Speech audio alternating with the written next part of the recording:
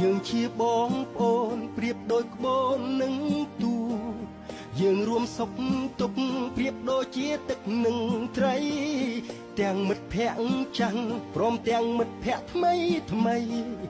ទាំងប្រុសទាំងស្រីសុទ្ធតែជាគ្រួសារខ្មែរមានសុខរួមសុខមានទុក្ខរួមទុក្ខ